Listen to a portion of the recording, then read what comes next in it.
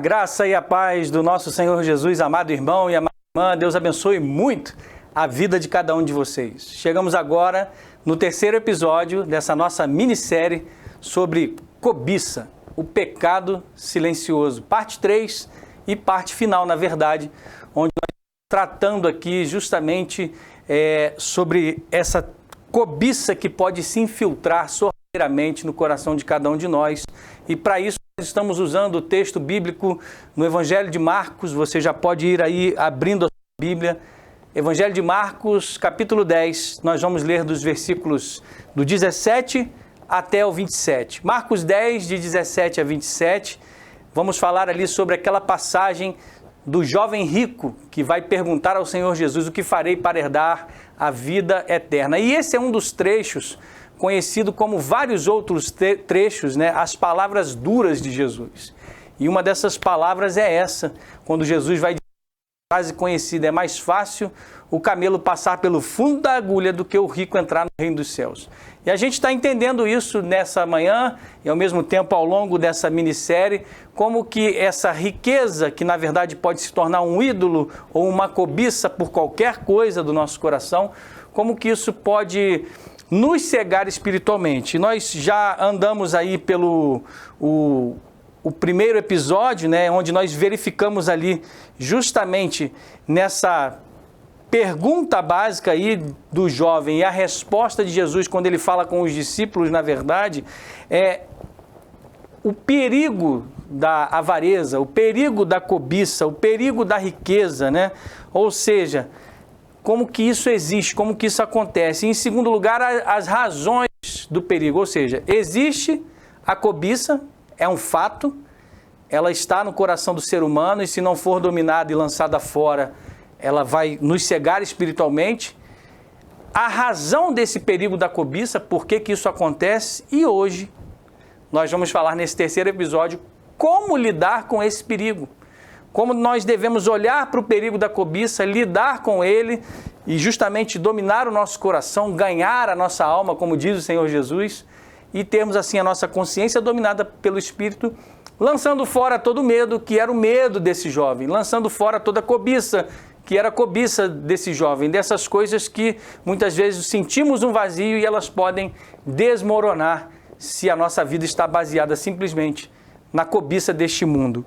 Por isso que eu convido você nessa manhã, aí você já deve ter aberto o seu texto bíblico, Marcos 10, 17 a 27, diz assim a palavra do Senhor. Pondo-se Jesus a caminho, um homem correu ao seu encontro e, ajoelhando-se diante dele, perguntou-lhe: bom mestre, que farei para herdar a vida eterna? Jesus respondeu: por que você me chama de bom? Ninguém é bom, a não ser um, que é Deus. Versículo 19. Você conhece os mandamentos: não mate, não cometa adultério, não furte, não dê falso testemunho, não defraude ninguém, honre ao seu pai e à sua mãe.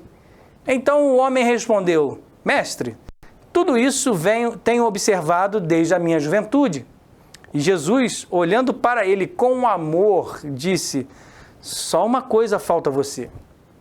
Vá, venda tudo que tem, dê o dinheiro aos pobres e você terá um tesouro no céu. Depois, venha e siga-me. Ele, porém, contrariado com esta palavra, retirou-se triste, porque era dono de muitas propriedades. Então Jesus, olhando ao redor, disse aos seus discípulos: como é difícil para os que têm riquezas entrar no reino de Deus. Os discípulos estranharam estas palavras, mas Jesus insistiu em dizer-lhes: filhos, como é difícil entrar no reino de Deus.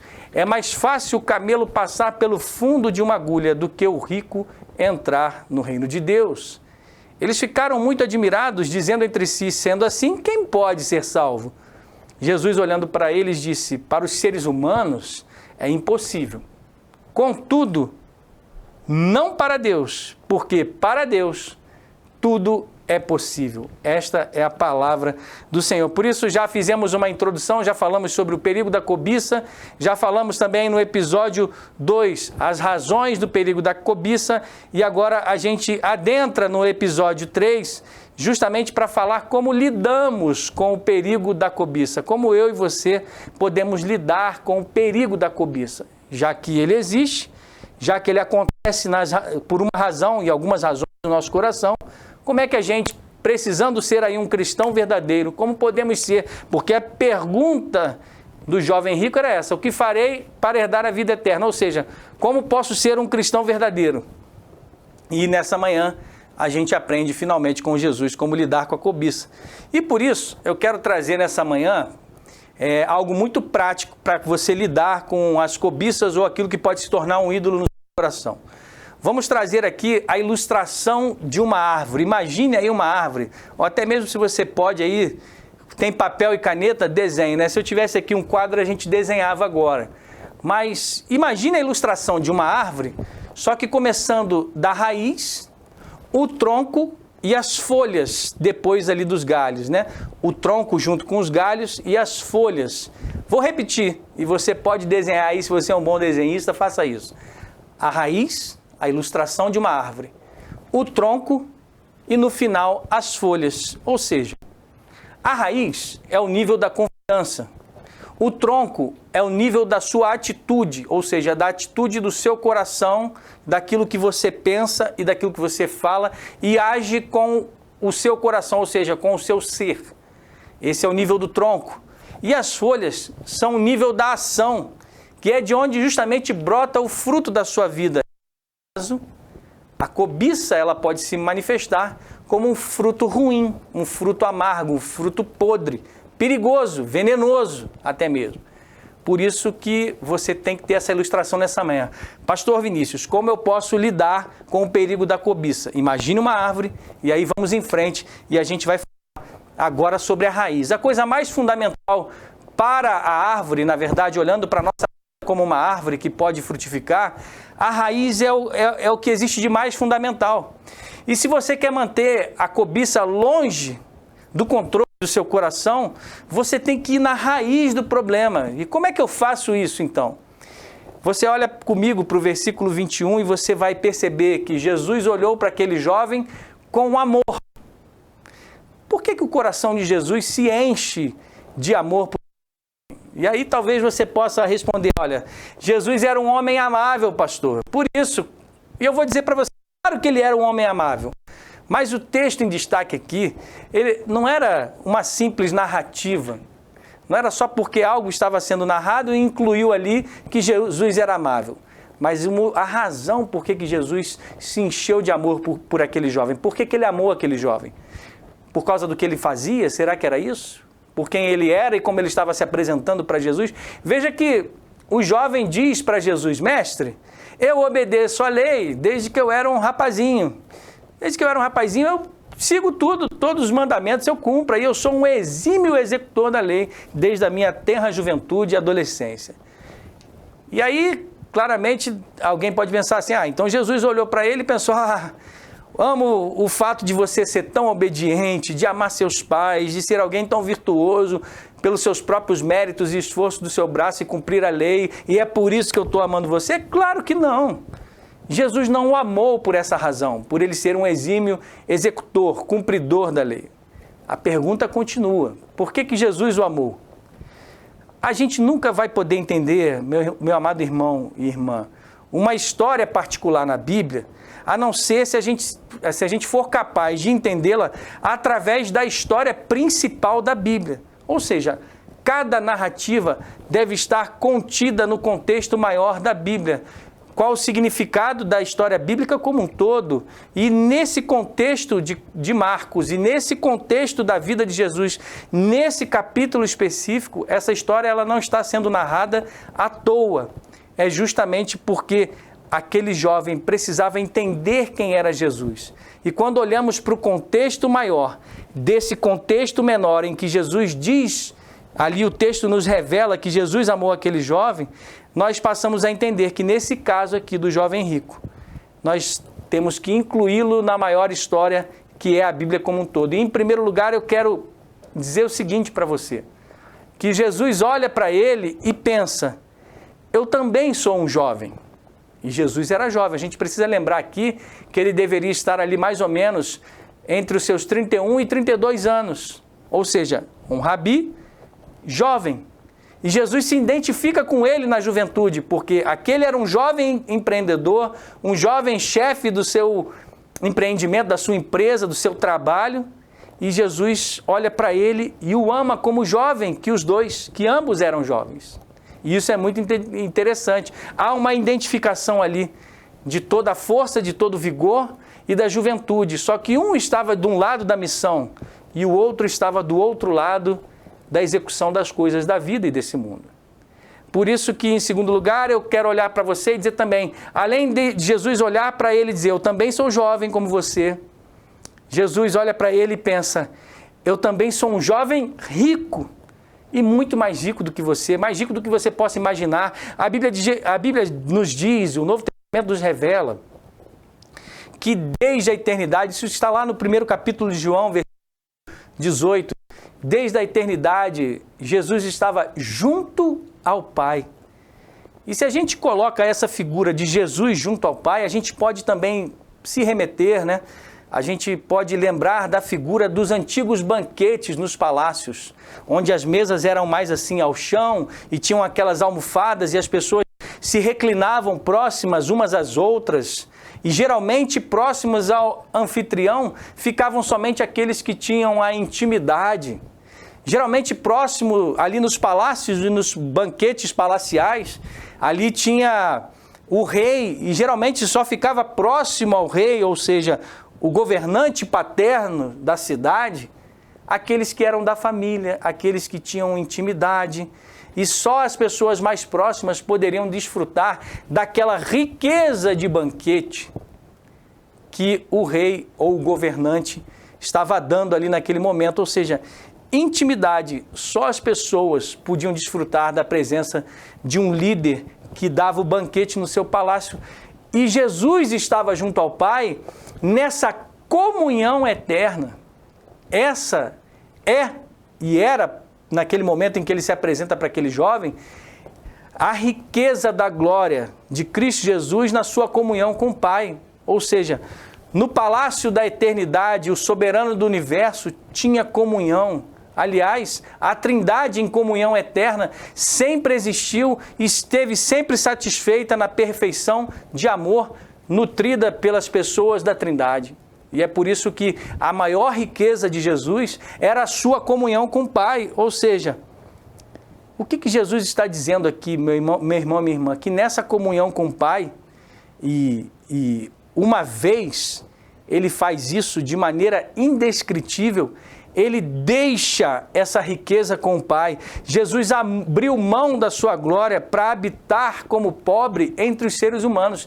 É que o que Paulo vai dizer lá aos Filipenses no capítulo 2, ele abriu mão da sua riqueza, ele abriu mão do trono, ele não se agarrou ao trono, ele abriu mão da sua glória, ou seja, dessa comunhão íntima junto ao Pai, dessa riqueza que ele possuía, que era a maior riqueza de todas, ou seja, a eternidade junto com o Pai, Jesus abre mão de maneira indescritível por mim e por você, para nascer como um bebê entre os pobres, ser pobre. E ele vai dizer isso, que o Filho do Homem não tinha nem sequer um travesseiro onde reclinar a cabeça. Ou seja, ele abre mão para habitar na pobreza da corrupção da carne, mas ele não tinha corrupção do pecado, mas ele se tornou um ser humano. E é por isso que Jesus está se revelando àquele jovem. E ele vai dizer, jovem, eu te reconheço como jovem que eu também sou. Você é rico, mas eu sou muito mais rico do que você. Eu sou o mais rico de todos. O empresário que governa o seu negócio, mas eu sou o governador do universo.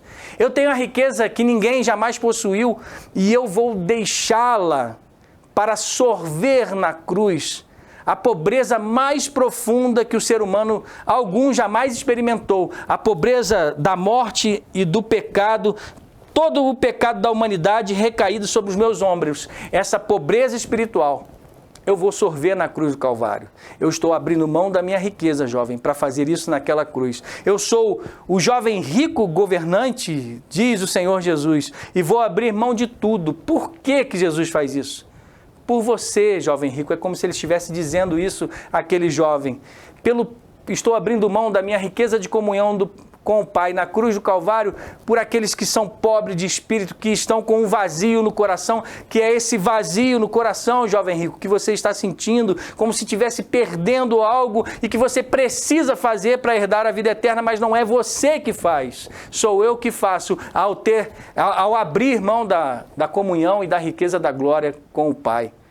E pelas pessoas perdidas é que eu abro mão. Por você, jovem rico, judeu jovem rico, deixei tudo para vir até você. E se eu deixei toda a riqueza do universo por você, então para que você venha até a mim, por que você não pode abandonar essa pequena riqueza terrena que você tem da sua empresa, dos seus negócios, que dominou o seu coração, jovem rico? Por que que você não deixa essa cobiça e me segue, já que eu deixei a glória eterna para pisar nessa terra e vir até você? Agora deixe tudo que você tem, que domina o seu coração, e me siga. Eu não estou pedindo a você, jovem rico, para que você faça algo que eu já não tenha feito por você. E eu fiz, jovem rico, milhares e milhares de vezes maior do que você pode fazer para me seguir. O que você pode deixar para trás não se compara ao que eu deixei para estar aqui com você hoje. E essa palavra é para mim e para você. O que será que eu e você precisamos deixar para trás e que tem dominado os nossos corações? Jesus está dizendo àquele jovem rico, que eu te amo, que eu me identifico com você. Eu sou o supremo jovem rico, governante do universo, que abriu mão da sua suprema riqueza para vir até você. Do que você abrirá mão por mim neste momento? E essa pergunta é para mim, para você.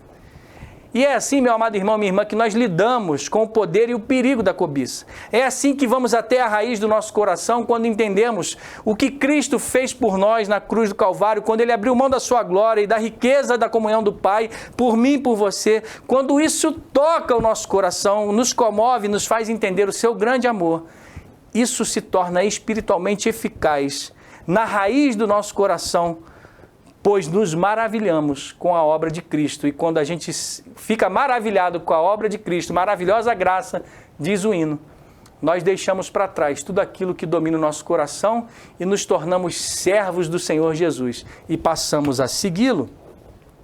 Assim, meu amado irmão e minha irmã, a cobiça vai embora. E todas as outras coisas que poderiam dominar o meu e o seu coração são simplesmente objetos comuns que podem ser usados para a glória de Deus. Ou seja, o mal não é a riqueza em si, mas é o que ela pode fazer e o poder espiritual de nos cegar. Ou seja, riqueza será apenas riqueza se ela for para a glória de Deus. Dinheiro vai ser apenas dinheiro e não o seu senhor, se ela for para a glória de Deus. Sua carreira será para a glória de Deus. Status entre os homens será apenas status e isso não vai dominar o seu coração. A aprovação das pessoas em tudo que você faz será ou não apenas aprovação, mas o que você precisa é da aprovação de Deus e isso é para a glória dele. A sua família, os seus bens serão para a glória de Deus. É assim que lidamos com a raiz e lançamos fora toda a cobiça do nosso coração. E, em segundo lugar, pensemos agora ainda na ilustração da árvore, no tronco da árvore. Como lidar com o nível das nossas atitudes. A raiz do coração é o nível da confiança, o tronco é o nível das atitudes do nosso ser. Com licença. Quando você lida com a raiz através do Evangelho, como nós vimos agora, isso transforma a sua mente. E as suas atitudes não podem ficar para depois. Você não pode dizer assim, agora o meu coração está convertido, eu entendo que eu não preciso ter a cobiça das coisas, mas Deus em primeiro lugar. Depois, daqui uns 3 anos, daqui um tempo, eu passo a executar isso em forma de atitude na minha vida. Não fica para depois, meu irmão e minha irmã, porque quando a raiz, ela começa a crescer e cada vez mais estar enraizado, o nosso coração enraizado na palavra, o tronco, ou seja, as atitudes na nossa vida, ele vai crescer e reagir junto a essa raiz que está absorvendo a palavra de Deus, ou seja, as suas atitudes devem ser transformadas ao mesmo tempo e não depois que o seu coração e a sua mente são transformados.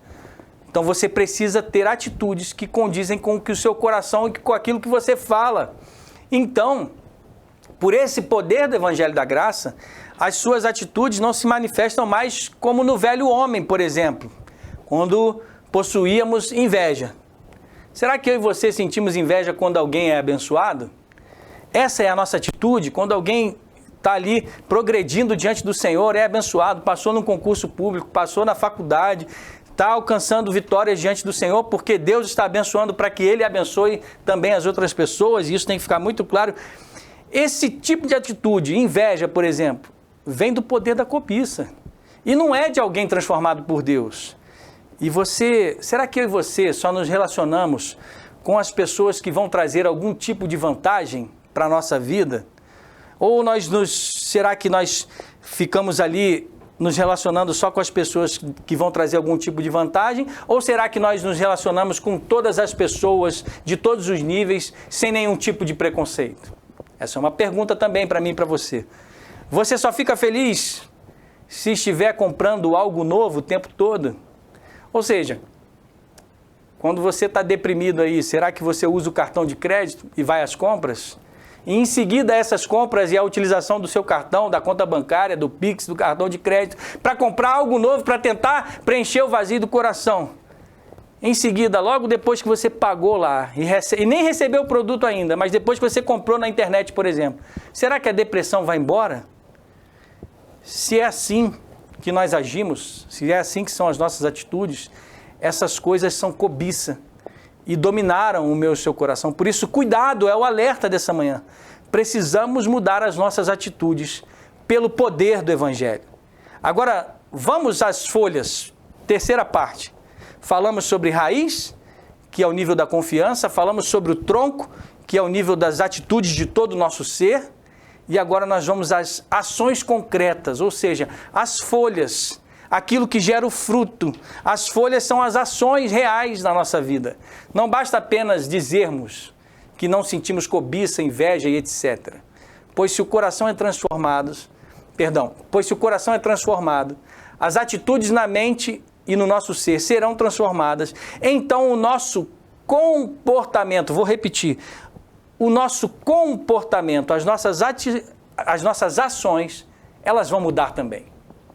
É por isso que, em primeiro lugar, nessa parte aqui 3 das folhas que gerarão frutos, o nosso engajamento em relação à obra missionária de Deus deve mudar, deve ser um engajamento proativo, ou seja, precisamos na obra missionária, e aí fica aí, hashtag fica a dica, entra no site da Igreja Presbiteriana de Pinheiros e você vai ver lá, já alcançamos mais de 50 poços perfurados.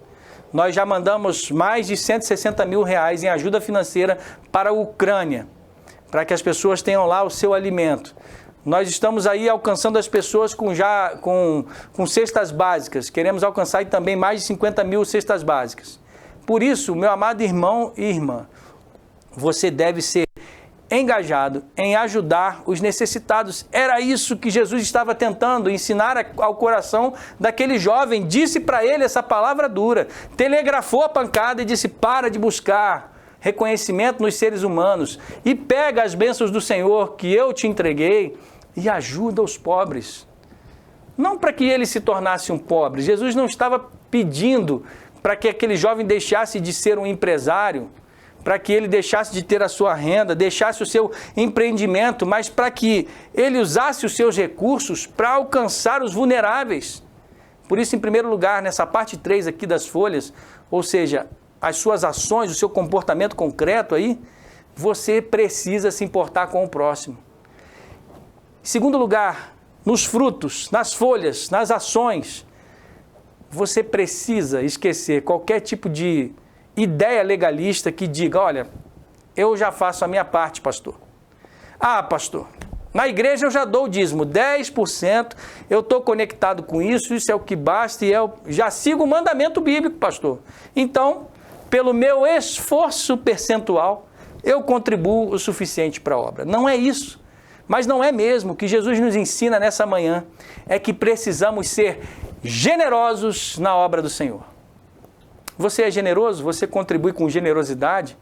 Porque para além do dízimo, que é o mandamento bíblico, que está lá, a nossa parte, o pouco do muito que Ele tem nos dado, nós precisamos também ofertar ao Senhor com generosidade na obra, para que os vulneráveis, os necessitados, a obra missionária do Senhor e o seu reino se expanda e avance por causa das nossas atitudes e ações concretas no reino de Deus. A gente não pode ficar só no sofá na teoria, meu irmão e minha irmã. Está muito bonito de ver aí a turma fazendo debate, discutindo, muitas vezes pastores se agredindo por causa de teologia na internet e sem nenhum tipo de ação. Paladinos da vontade do Senhor, mas que não estendem a mão para ajudar o próximo. E Deus está nos conclamando nessa manhã, seja generoso para com a minha obra. Em terceiro lugar, a verdadeira maneira de sabermos quão generosos devemos ser é olhando para a cruz de Cristo, a cruz no Gólgota, a cruz no Calvário. Jesus estava convidando aquele jovem a ser generoso como ele seria e o foi na cruz. Como se ele dissesse aqui, parafraseando mais uma vez: as suas ações, jovens, devem ser generosas e coordenadas por aquilo que eu farei por você na cruz. Se eu vou me entregar e Jesus se entregou generosamente na cruz, você deve então entregar o seu coração, a raiz do seu coração. Você deve entregar as suas atitudes e você deve ter ações generosas para com o seu próximo. É isso que Deus nos fala nessa manhã, meu amado irmão e minha irmã. Por isso, eu quero desde já pedir para você colocar o seu pedido de oração aí. Deus ouve o seu coração, Deus sonda o seu coração, Deus atende em socorro, em seu favor, mas não ficamos só nisso. Ao recebermos a bênção do Senhor, a cura, a provisão, o emprego, a porta de emprego que se abriu, o concurso público que vamos passar, tudo isso que pode acontecer na nossa vida, pense comigo nessa manhã. Deus nos dá para que usemos para a sua glória. Ou seja, quando a gente tem a bênção do Senhor, material mesmo que eu estou falando, estamos progredindo, Deus tem abençoado, Deus nos dá um apartamento maior, então você utilize para receber, por exemplo, o grupo de pastoreio da nossa igreja. Deus te dá um carro, dê carona para as pessoas necessitadas. Ou seja, não pode haver discrepância do nosso modo de viver e a nossa forma como a gente se relaciona com o próximo. Precisamos amar o próximo. Aliás, essa interpretação correta do Shema, do Deuteronômio, do mandamento do Senhor, quando Jesus fala, olha, vocês devem amar a Deus acima de todas as coisas, como eu amei a vocês. Ame o seu próximo como eu amei a vocês. E qual é a medida do amor de Jesus Cristo?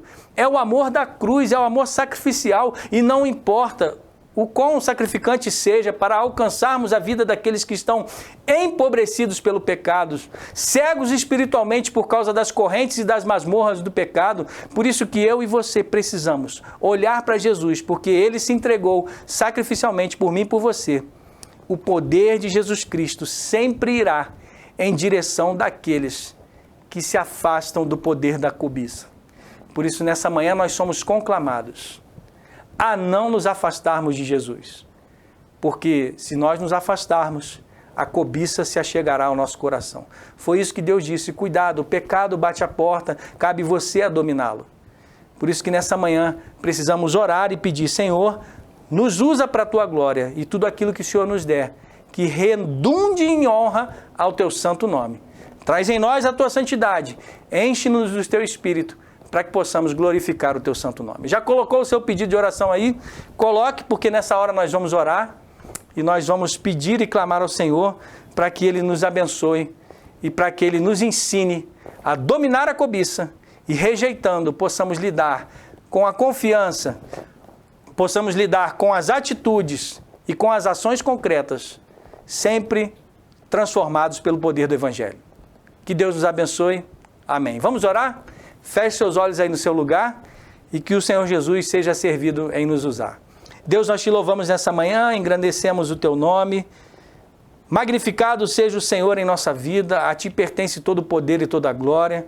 e te adoramos na beleza da tua santidade. E mesmo sabendo que tu és o governante poderoso do universo, o Senhor se importa pessoalmente com cada um de nós e veio até nós para nos buscar, para nos resgatar com o amor sacrificial da cruz. E olhando para a tua generosidade, nos ensina nessa manhã a lidarmos com a cobiça do nosso coração e, na verdade, jogarmos ela para fora e deixarmos somente que o teu Espírito encha o nosso coração. Por isso, nessa manhã, nós te pedimos e louvamos pela vida de cada um dos irmãos aqui, sinceros e fiéis, contritos, com o coração que o Senhor jamais vai desprezar.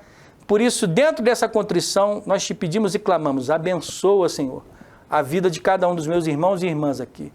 Olha, Deus, e sonda os corações para que, atendendo os pedidos, ó Deus, essas pessoas possam receber uma bênção especial do Senhor e glorificar o teu nome com essas bênçãos. Nós fazemos essa oração, crendo no poder e no nome de Jesus. E é no nome dele que agradecemos. Amém. Deus abençoe muito a sua vida, fique com Deus e até a próxima. Tchau, tchau, pessoal.